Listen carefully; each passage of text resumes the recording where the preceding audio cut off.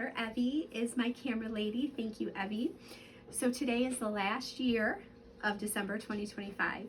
If I can get my year video made, I cannot believe the changes and the things that have happened this year.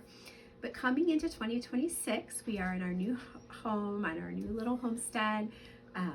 It is a totally different, coming into January 2026 is totally different than the life we had in January 2025. It's amazing the difference a year can make.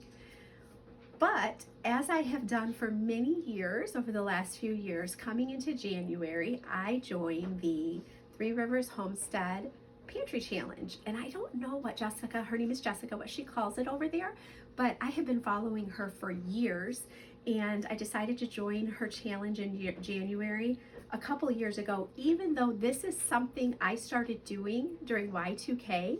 Remember when everybody was preparing for Y2K and we filled our pantries and we got ready and we got prepared because we weren't sure what was going to happen. Well, we called it Y2K anyway, and that was back in 1999 is when I started filling the pantry. And then in January, we don't go to the grocery store at all. And then in February, I start grocery shopping again, but only for the few things that I need that we are absolutely out of. So we are going into this challenge. We call it the Pantry Challenge. And so the first part of this Pantry Challenge is to use up what's in the fridge. So Evie, if you want to go ahead, my fridge is a mess, so I'm being super vulnerable.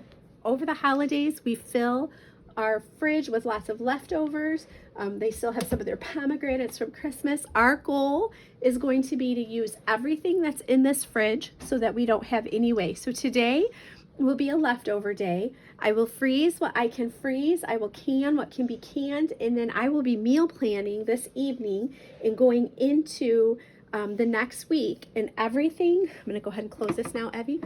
Everything that we eat, meals and all of that in January are going to be as a no shop challenge. So the one thing that I do different from Jessica in this challenge is that I still buy fresh fruit and vegetables. So I will make sure we have apples, oranges, and bananas.